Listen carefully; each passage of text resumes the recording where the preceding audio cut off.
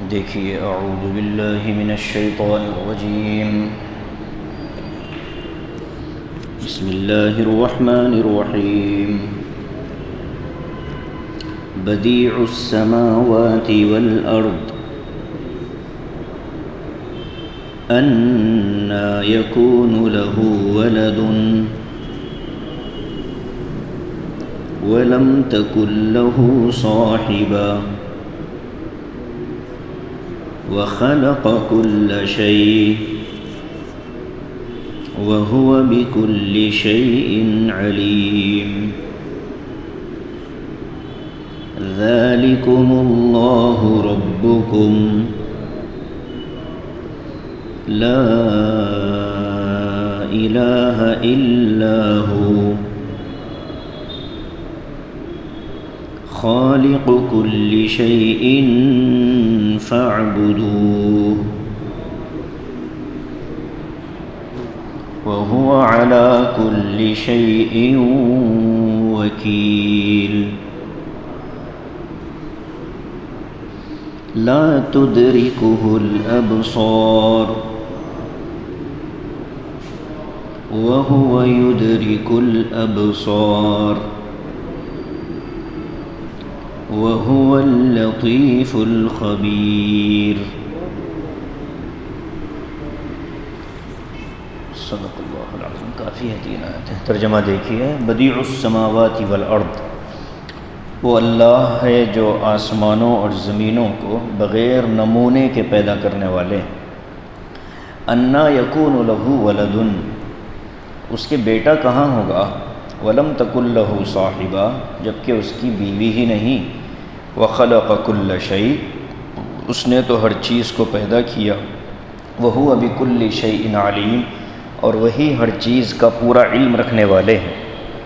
ذالکم اللہ ربکم، وہ اللہ ہی تمہارا رب ہے. لا الہ الا ہو، اس کے سوا کوئی معبود نہیں. خالق کل شیء فاعبدوہ، وہ ہر چیز کا پیدا کرنے والا ہے، تم اسی کی عبادت کرو.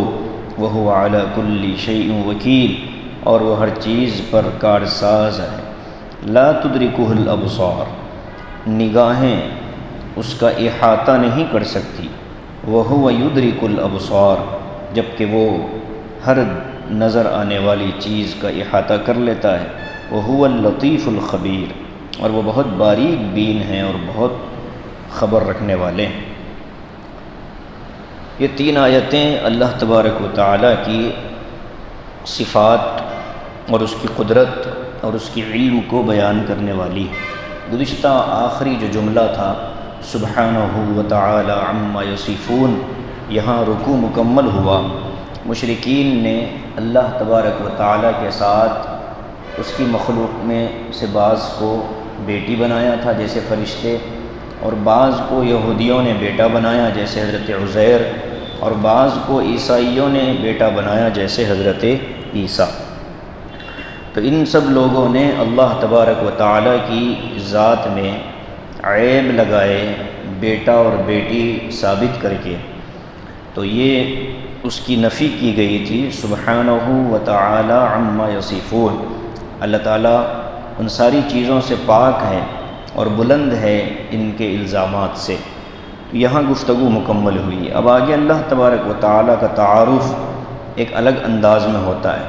بدیع السماوات والارض، کہتے ہیں کہ اللہ تو وہ ہے کہ جس نے آسمانوں اور زمین کو بغیر نمونے کے پیدا کیا ہے.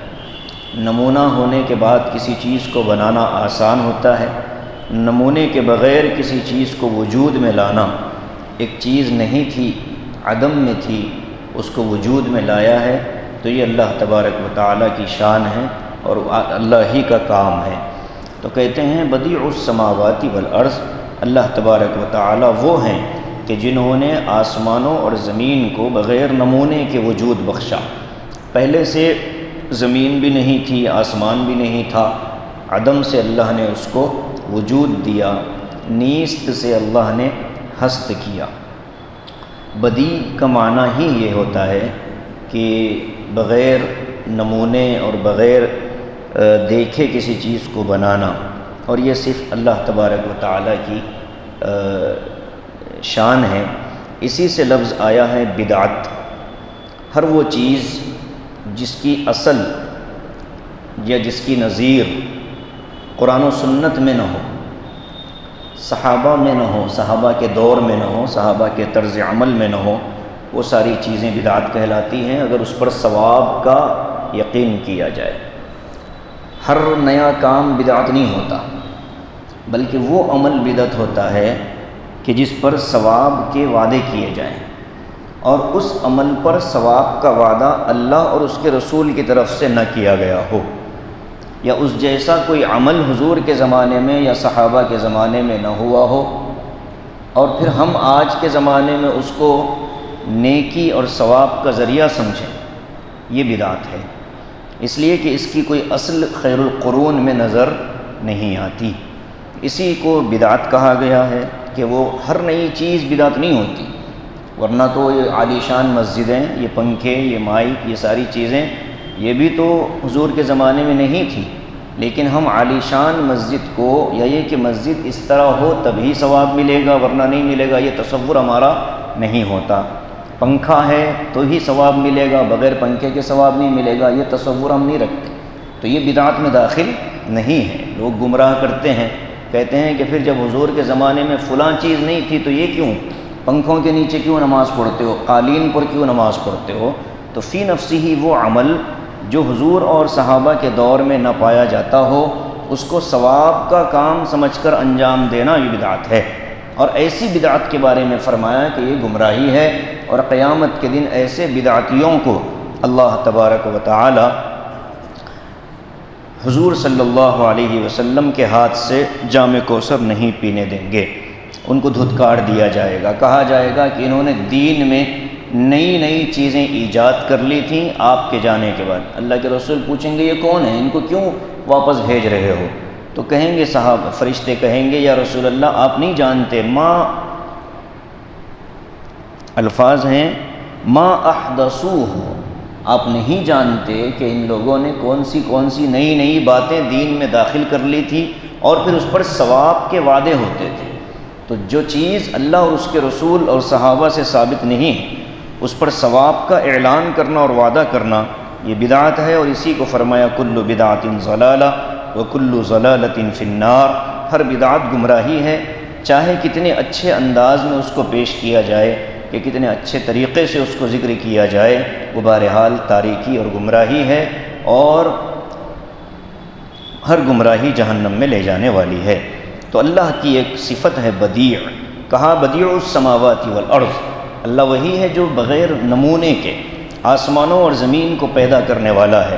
جب اللہ اتنی طاقت والے ہیں اور تم یہ کہتے ہو کہ جنات اور بت اور فرشتے اور یہ دیگر انبیاء یہ اللہ کی اولاد ہیں یا اللہ کے شریک ہیں، اللہ کے اولاد اگر ہو تو اولاد کے لیے تو پھر بیوی ہونا ضروری ہے، بغیر بیوی کے اولاد نہیں ہوتی، ضابطہ ہے۔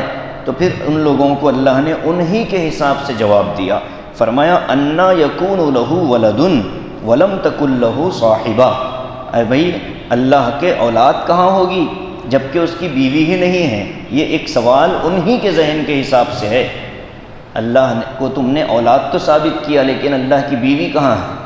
تم نے اللہ کو بیوی ثابت نہیں کیا اللہ کی، تو پھر اولاد کیسے ثابت کر رہے ہو؟ یہ ان کی موٹی عقل کو سامنے رکھ کر اللہ تبارک و تعالیٰ نے ان کو سمجھایا ہے کہ جب اس کی بیوی نہیں تو اولاد بھی نہیں۔ اور یہ تو ایک موٹا سا جواب تھا۔ علمی جواب کیا ہے؟ علمی جواب یہ ہے کہ اولاد ہو یا بیوی ہو، یہ جس کی بھی بیوی ہوگی وہ اس کی جنس میں سے ہوگی، جیسے انسان کی بیوی انسان ہی ہوگی، اولاد ہوگی تو اسی کی جنس میں سے ہوگی، انسان کی اولاد انسان ہی ہوگی۔ ایسا تو نہیں ہوگا کہ جانور سے انسان پیدا ہو جائے یا انسان سے جانور پیدا ہو جائے، یا کسی انسان کی بیوی جانور بن جائے یا کسی جانور کا شوہر انسان بن جائے، یہ تو ناممکن ہے عقلی طور پر۔ تو اللہ تبارک و تعالیٰ کی اگر بیوی مانو گے تو پھر اللہ کو دوسرا ماننا پڑے گا، اور ہم یہ مانتے ہیں کہ اللہ کے جیسا کوئی نہیں، لیسا کمثلہ شیء، اس کے جیسا کوئی نہیں، ولم یکن لہ کفوا احد، اس کے برابر کا کوئی نہیں، اس کا ہمسر کوئی نہیں۔ تو جب یہ دونوں چیزیں عقلی طور پر غلط ہیں، محال ہیں، تو پھر اللہ کی اولاد بھی غلط ہے۔ اللہ کی بیوی ماننا بھی غلط اور اللہ کی اولاد ماننا بھی غلط۔ اگر اللہ کی بیوی یا اللہ کی اولاد مانیں گے تو پھر یہ بھی ماننا پڑے گا کہ اللہ جیسا بھی کوئی اور ہے، اور یہ تو پھر صراحتاً کفر اور شرک ہے۔ تو اس کو اللہ نے سمجھایا، انا یکون لہ ولد ولم تکن لہ صاحبہ، اس کی اولاد کیسے ہوگی جبکہ اس کی بیوی ہی نہیں۔ وخلق کل شیء، وہ تو ہر چیز کا پیدا کرنے والا ہے، اسی نے ساری چیزیں پیدا کی۔ عیسیٰ کو اسی نے پیدا کیا، یا اور عزیر کو اسی نے پیدا کیا، فرشتوں کو اسی نے پیدا کیا۔ تم جن بتوں کو بنا رہے ہو، وہ بت جن پتھروں سے تم تراش رہے ہو، وہ پتھر بھی اسی کے پیدا کیے ہوئے۔ تو یہ جو چیزیں مخلوق ہیں وہ اللہ کی برابری کیسے کر سکتی ہیں؟ تو جو خالق ہوتا ہے وہی مالک ہوتا ہے، وہی عبادت کے لائق ہوتا ہے۔ فرمایا کہ وَخَلَقَ كُلَّ شَيْءٍ وَهُوَ بِكُلِّ شَيْءٍ عَلِيمٌ، اور وہ ہر چیز کا علم رکھنے والا ہے۔ جب اللہ یہ کہہ رہا ہے کہ اس کی اولاد نہیں اور اس کی بیوی نہیں اور وہی پیدا کرنے والا، تو چیزوں کی حقیقت کا علم کس کے پاس ہے؟ اللہ ہی کے پاس ہے۔ تو اللہ کی تخلیق کا بیان ہو رہا ہے اور اللہ کی علمیت کا بیان ہو رہا ہے۔ مولانا دریابادی رحمۃ اللہ علیہ نے فرمایا کہ بندے کو اللہ سے اس آیت میں دو طرح کا تعلق بتایا، ایک تو انسان اور مخلوق اللہ کی خالق ہونے کے اعتبار سے اللہ سے جڑتی ہے، اور دوسرے اللہ کی معلومات میں سے بندے اور انسان ہیں، اصل جاننے والے اللہ ہیں۔ انسان کی اپنی حقیقت اللہ کے علاوہ کوئی نہیں جانتا، دنیا کی حقیقت اللہ کے علاوہ اور کوئی نہیں جانتا۔ جتنی چیزیں دنیا میں ظاہر ہوئیں اس سے کہیں زیادہ ایسی ہیں جو ابھی ظاہر نہیں ہوئی۔ تو جو معلوم ہوا ہے یہ بھی بہت تھوڑا سا معلوم ہوا ہے، غیر معلوم بہت بڑی دنیا ہے، ان ساری چیزوں کا علم اللہ کے پاس ہے۔ لہذا غیر ضروری گفتگو نہ کی جائے، اور اللہ کی اولاد اور بیٹا اور بیٹیاں تسلیم کرنا یہ جہالت کی بات ہے۔ آگے فرماتے ہیں ذالکم اللہ ربکم، اے لوگو یہی وہ اللہ ہے جو تمہارا رب ہے، کہ جس کی نہ کوئی اولاد، نہ کوئی وہ کسی کی اولاد، نہ اس کی کوئی بیوی، اور وہ ہر چیز کا علم رکھنے والے۔ آگے فرماتے ہیں لا الہ الا ہو، اللہ کے سوا کوئی عبادت کے لائق نہیں ہے۔ اسی کو دوسرے انداز میں فرمایا خالق کل شیء فاعبدوا، فرمایا کہ ہر چیز کو پیدا کرنے والے اللہ ہیں، لہٰذا تم عبادت اسی کی کرو۔ جو پیدا کرتا ہے اسی کے آگے جھکنا چاہیے، جس نے پیدا نہیں کیا اس کے آگے جھکا بھی نہیں جاتا۔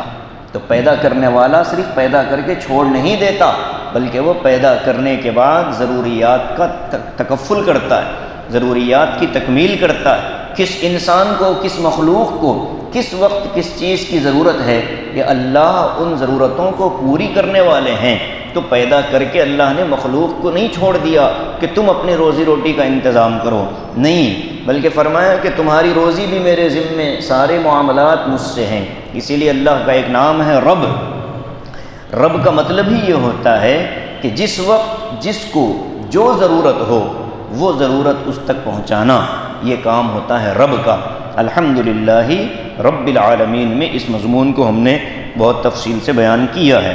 تو یہاں فرماتے ہیں ذالکم اللہ ربکم، وہی وہ اللہ ہے جس جو تمہارا رب ہے، خالق کل شیء لا الہ الا ہو، اس کے علاوہ کوئی معبود نہیں، خالق کل شیء، ہر چیز کا پیدا کرنے والا، فاعبدوا، رب بھی وہی، معبود بھی وہی، خالق بھی وہی، تو عبادت بھی اسی کی ہوگی۔ اگر تم نے اس کی عبادت نہیں کی تو تم نے دوسرا رب مانا، تم نے دوسرا مخلوق خالق مانا، اور تم نے دوسرا معبود بنایا۔ جب تینوں چیزوں کو مانتے ہو، مشرکین مکہ بھی کہتے تھے کس نے پیدا کیا، تو کہتے تھے اللہ نے پیدا کیا۔ حالات آتے ہیں تو کون دور کرتا ہے، کہتے تھے کہ اللہ دور کرتا ہے۔ تو ان کا ماننا تھا جب وہ خالق مانتے ہو اللہ کو تو پھر اس کی عبادت کیوں نہیں کرتے؟ یہ سوال اللہ نے قائم کیا۔ وَهُوَ عَلَى كُلِّ شَيْءٍ وَكِيلٌ، اللہ تعالیٰ ہر چیز پر کارساز ہے۔ دنیا میں جو کچھ ہے، جو کام ہو رہا ہے اور جو ذمہ داریاں لے رہے ہیں، وہ سب اللہ ہی لیتے ہیں۔ اللہ ہی ہر ایک کا وکیل ہوتا ہے، اللہ ہی ہر ایک کے ذمہ دار ہوتے ہیں۔ اب آگے ایک آیت آتی ہے لا تدرکہ الابصار وہو یدرک الابصار وہو اللطیف الخبیر۔ یہ آیت قرآن کریم کی چند ایسی آیتوں میں سے ہے کہ جس پر بہت تفصیلی مفسرین نے گفتگو فرمائی، اعتراضات بھی ہوئے، اہل سنت والجماعت کے متفقہ عقائد پر جو اعتراضات ہوئے ہیں ان کا بھی اس میں جواب ہے، اور باطل طاقتیں اور گمراہ جو نظریات رکھنے والے جو لوگ ہیں ان کا بھی اس میں ابطال ہے۔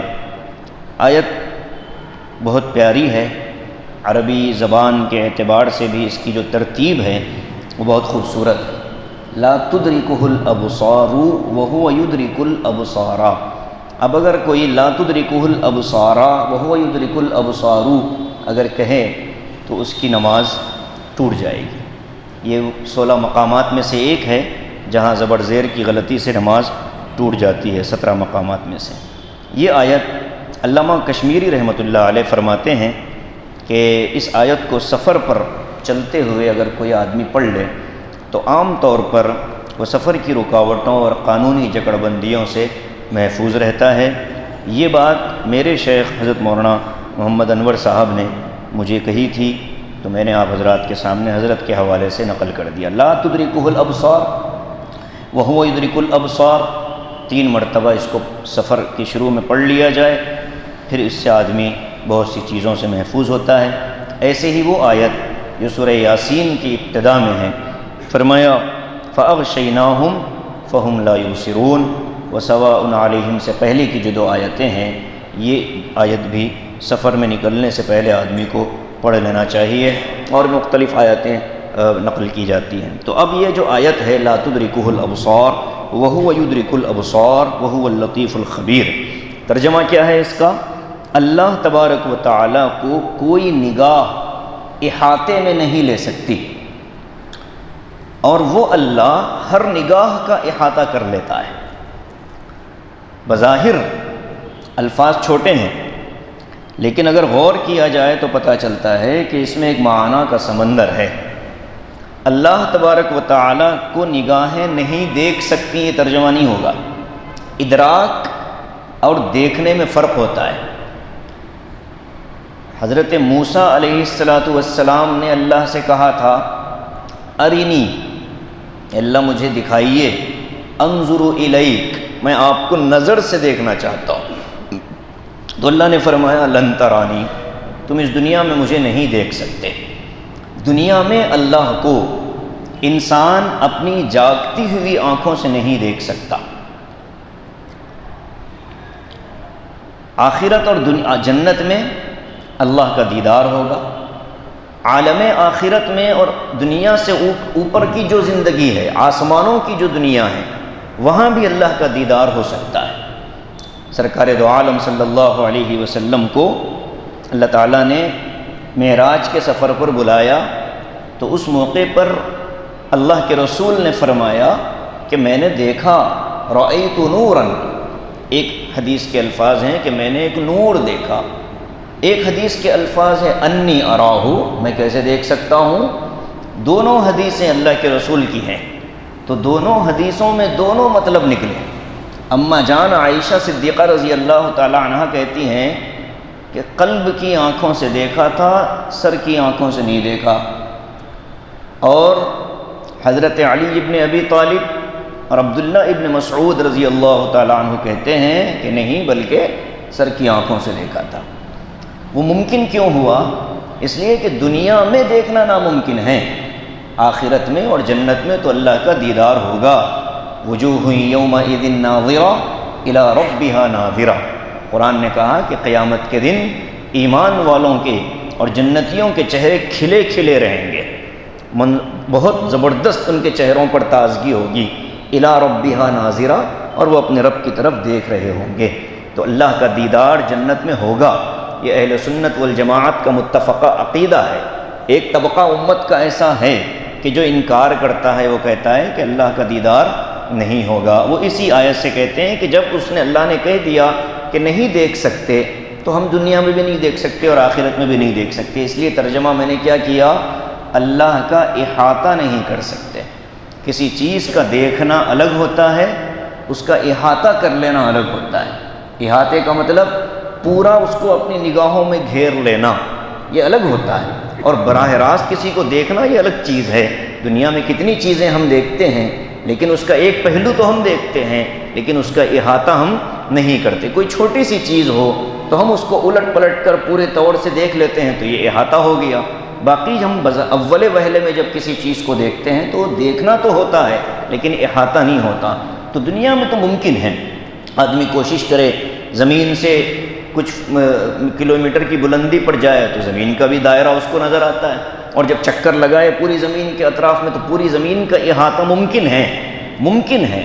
محنت کرنے والے اور قربانی دینے والوں کو اللہ عطا بھی کر دیتا ہے، لیکن اللہ کا معاملہ یہ ہے کہ آپ لاکھ جتن کر لیں، اللہ کو دیکھا تو جا سکتا ہے لیکن احاطہ ناممکن ہے۔ یہ اللہ بتاتے ہیں لا تدرکہ الابصار، اللہ تبارک و تعالیٰ کا احاطہ نہیں ہو سکتا۔ وہو یدرک الابصار، اور اللہ تبارک و تعالیٰ ہر چیز کا احاطہ کیے ہوئے ہیں۔ اب اللہ نے ہر چیز کا احاطہ کیسے کیا؟ اس کی دو شکلیں ہیں۔ ایک تو اللہ نے علم کے روشنی میں کیا ہے، وَلَا يُحِيطُونَ بِشَيْءٍ مِّنْ عِلْمِهِ إِلَّا بِمَا شَاءَ۔ ایک تو ہمارے بارے میں اللہ نے کہا کہ انسان اپنے علم کے ذریعے سے بھی اللہ کا احاطہ نہیں کر سکتا۔ کوئی کتنا ہی بڑا جانکار ہو وہ یہ دعویٰ نہیں کر سکتا کہ میں نے اللہ کے بارے میں پورا علم حاصل کر لیا۔ وَلَا يُحِيطُونَ بِشَيْءٍ مِّنْ عِلْمِهِ إِلَّا بِمَا شَاءَ۔ اللہ جس کو جتنا چاہے اتنا علم دیتا ہے، باقی ہر چیز کا علم ہر ایک کو اللہ نے نہیں دیا۔ وَفَوْقَ كُلِّ ذِي عِلْمٍ عَلِيمٍ، اللہ کا ضابطہ ہے کہ ہر علم والے سے بڑا ایک علم والا ہوتا ہے، ہر علم والے سے اونچا ایک علم والا ہوتا ہے، اور سارے علم والوں سے سب سے بڑا علیم اللہ آسمانوں پر۔ تو اللہ تبارک و تعالیٰ کا احاطہ نہیں ہو سکتا۔ دنیا میں دیدار بھی نہیں ہو سکتا، جنت میں دیدار تو ہوگا، وہاں بھی احاطہ ناممکن ہے۔ لوگوں نے اس آیت کی بنیاد پر جنت میں اللہ کے دیدار کا انکار کیا ہے، اور حضور صلی اللہ علیہ وسلم نے جو معراج کا سفر کیا اس میں بھی دیدار کا انکار کیا ہے، اور حضرت موسیٰ علیہ السلام کے واقعے کو بنیاد بنایا ہے، اور اس آیت کا ترجمہ غلط کیا، کہا کہ آنکھیں نہیں دیکھ سکتی۔ اس ترجمے سے پھر وہ غلط فہمی پیدا ہوئی۔ حضرت موسیٰ علیہ السلام کا سوال کیا تھا؟ اے اللہ میں دنیا کی آنکھوں سے آپ کو دیکھنا چاہتا ہوں، نظر۔ انہوں نے کیا؟ انظر الیک، ان کے الفاظ ہیں کہ میں دنیاوی نگاہوں سے دیکھنا چاہتا ہوں۔ اللہ نے فرمایا کہ یہ ناممکن ہے۔ ٹھیک ہے، اگر تم اصرار کرتے ہو تو اس پہاڑ کی طرف دیکھو، میں اس پر اپنی تجلی ڈالتا ہوں، اگر وہ بچ گیا تو تم دیکھ پاؤ گے، اور اگر وہ نہیں بچا تو تم بھی نہیں دیکھ پاؤ گے۔ فلما تجلی ربہ للجبل جعلہ دکا، جیسے اللہ تعالیٰ نے پہاڑ پر اپنی تجلی ڈالی تو اس کو ریزہ ریزہ کر دیا۔ وخر موسیٰ صعقا، اور موسیٰ علیہ السلام بے ہوش ہو کر چکرا کر گر پڑے۔ تو دنیا کے اندر دنیاوی نگاہوں سے اللہ کا احاطہ جاگتی حالت میں ناممکن ہے۔ اب رہی بات آخرت میں، تو وہاں تو دیدار ہوگا، لوگ اللہ کو دیکھیں گے۔ ہاں، ایک آیت یہ بھی ہے کہ اللہ تعالیٰ نے فرمایا کہ کافر لوگ انہم عن ربہم یومئذ لمحجوبون، کافروں کے بارے میں اللہ نے فرمایا کہ کافر لوگ اور اللہ کے درمیان قیامت کے دن بھی پردے حائل ہوں گے، محجوب ہوں گے، پردوں میں ہوں گے، وہ بھی اللہ کو نہیں دیکھیں گے۔ تو یہ کافروں کو بطور سزا اللہ نے فرمایا کہ تم دنیا میں انکار کرتے تھے، کائنات کی سب سے خوبصورت اور سب سے حسین چیز اگر کوئی ہے تو وہ اللہ ہے، تو اتنے حسن کو تم نہیں دیکھ سکتے۔ جب یہاں انکار کیا تو آخرت میں بھی تم کو محجوب کیا جائے گا۔ اور جو مومن ہوں گے ان کے بارے میں قرآن نے کہا الی ربہا ناظرہ، وہ اللہ کی طرف دیکھ رہے ہوں گے۔ جنت کا میلہ، جنت کا بازار مشہور ہے۔ اللہ تعالیٰ نے جو فرمایا للذین احسنوا الحسنی وزیادہ، جن لوگوں نے نیک کام کیا ان کو جنت بھی ملے گی، اور جنت میں کچھ نعمتیں اضافی ملیں گی۔ وہ کون سی نعمتیں ہوں گی؟ وہ اللہ کے دیدار کی نعمتیں ہوں گی۔ کبھی جمعہ کا دیدار ہوگا، کبھی روزانہ کا دیدار ہوگا، بعض لوگوں کو ایک مرتبہ کا دیدار ہوگا۔ جنت کے درجوں کے حساب سے اللہ کے دیدار کی نعمت، اور وہ اتنی عظیم اور بڑی نعمت ہوگی کہ جن لوگوں کو اس نعمت کا پتہ چل گیا وہ جنت کی ساری نعمتوں کو بھول جائیں گے۔ اسی لیے اہل اللہ سے محبت قائم کرنے کے طریقے بتاتے ہیں۔ اللہ کو محبوب بناؤ، اللہ کو اپنا محبوب بناؤ، اس لیے کہ وہ محبت جس کو مل گئی دنیا کی ہر محبت اس کے آگے پھیکی نظر آتی ہے، اور اللہ کی محبت کی نعمت جس کو حاصل ہو گئی اس کو دنیا کی ہر نعمت چھوٹی نظر آتی ہے۔ اہل اللہ کا یہی حال ہوتا تھا، وہ اللہ کی محبت کو اپنے دل میں لیے ہوئے ہوتے تھے، ہزاروں کی دولت ان کے قدموں میں آتی، وہ ایک جھٹکے میں اس کو اڑا دیتے، کہتے تھے کہ مجھے ان سکوں سے تم نہیں خرید سکتے۔ حکیم الامت حضرت اقدس تھانوی کے پاس کسی مالدار اور سر پھرے آدمی نے ہدیہ بھیجا اور کہا کہ ہدیہ لو اور مجھے بیعت کر لو۔ وہ نوابی آدمی تھا، مالدار تھا۔ یہ ہر زمانے کے مالداروں کا مزاج ہوتا ہے کہ وہ اہل علم کو اپنے مال کے بل بوتے پر دبانا چاہتے ہیں۔ امام ہو دب کر رہے مالداروں سے، بڑا عالم ہو دب کر رہے مالداروں سے، مالداروں سے ملے تو عزت سے ملے، احترام سے ملے، جی حضوری کرتا ہوا ملے، خوشہ چینی کرتا ہوا نظر آئے۔ یہ ہر زمانے کے مالداروں کی خباثت ہے، ان کے ذہنوں میں ہوتا ہے۔ ہاں، جن کا دل اللہ اس کے رسول کی محبت سے سرشار ہوتا ہے، اہل علم کی عظمت سے ان کا دل معمور ہوتا ہے، پھر وہ علماء کے قدموں میں جھکتے ہیں، بیٹھتے ہیں، احترام کرتے ہیں۔ ورنہ آپ دیکھیں جس کو دو چار مال کی جن پر نسبت جڑ جائے مال کی کہ یہ صاحب مال اور صاحب ثروت آدمی، ان کا لہجہ دیکھیں علماء سے گفتگو کا، ان کا انداز دیکھیں علماء سے بات چیت کا، وہ ان کے انداز کے اندر مال کا کبر ظاہر ہوتا ہے، بڑے ہونے کا تکبر ہو کے متکبرانہ لہجہ یہ بتاتا ہے کہ اس کے اندر مال کی برائی ہے۔ اور ایسوں کا علاج حضرت اقدس تھانوی رحمۃ اللہ علیہ بڑا زبردست کیا کرتے، اور یہ سلسلہ تھانویہ کی خصوصیت ہے۔ اس سلسلے کا جو شیخ ہوتا ہے وہ کبھی کسی مالدار کو اپنے خاطر میں نہیں لاتا، غربا سے محبت کرتے ہیں، مالداروں کا ذرہ برابر خیال نہیں۔ اپنی ضرورت سے آئے ہو تو چپل میں بیٹھنا ہوگا، بیٹھنے کا حوصلہ رکھتے ہو تو 3-4 دن بعد پھر ہم تمہیں اپنی مجلس میں بلائیں گے۔ اس انداز کی تربیت یہ کسی اور خانقاہ میں نظر نہیں آئی۔ حضرت اقدس تھانوی علیہ الرحمہ کے پاس تو وہ نواب صاحب آئے اور انہوں نے آ کر کہا کہ حضرت ہدیہ لو اور ہدیہ لے کر مجھے بیعت کر لو۔ حضرت اقدس تھانوی کے پاس بیعت کا معاملہ بڑا سخت تھا، وہ ہر کسی کو بیعت نہیں کرتے تھے۔ وہ کوئی بیعت کی درخواست لے کر آتا تو پہلے اس کو جانچتے تھے، انتظار کرتے تھے کہ اس کی طلب سچی ہے یا یہ لوگوں کو دیکھ کر کہ فلاں شیخ سے یہ بھی بیعت ہے لہذا میں بھی بیعت ہونا چاہتا ہوں، یا یہ کہ شیخ کا بڑا نام سن کر بیعت ہونا چاہتا ہے، یا شیخ کے زیادہ مریدین کو دیکھ کر بیعت ہونا چاہتا ہے۔ حضرت تھانوی کے پاس معیار کیا تھا؟ طلب صادق معیار تھی۔ سچی تڑپ لے کر اگر کوئی آتا تو حضرت پہ دل پر اطمینان ہوتا تو بیعت کرتے، نہیں ہوتا تو ٹال دیتے، کہتے کہ تم بغیر بیعت کے مجھ سے رابطہ رکھو۔ اور جب وہ نواب صاحب آئے اور انہوں نے بیعت کی درخواست کی، ہدیہ بھی پیش کیا، تو حضرت نے کہا کہ میرا یہ طریقہ نہیں ہے کہ پہلی ہی مجلس میں بیعت کر دوں تم سے، بعد میں آنا پڑے گا، اور اپنا مال اپنے ساتھ رکھو، ہدیہ بھی لے جاؤ۔ جب وہ جانے لگے تو اس نے کہا پلٹ کر، حضرت میں بڑا آدمی ہوں، آپ کو کیا اندازہ کہ آپ نے کیسے مرید کو چھوڑ دیا اور کیسا مرید آپ چھوڑ رہے ہیں، اور آپ کو کہ آپ مجھے آپ بیعت کر لیں تو آپ کے نام کے وارے نیارے ہوں گے، بڑے بڑے لوگ آپ سے رجوع کریں گے۔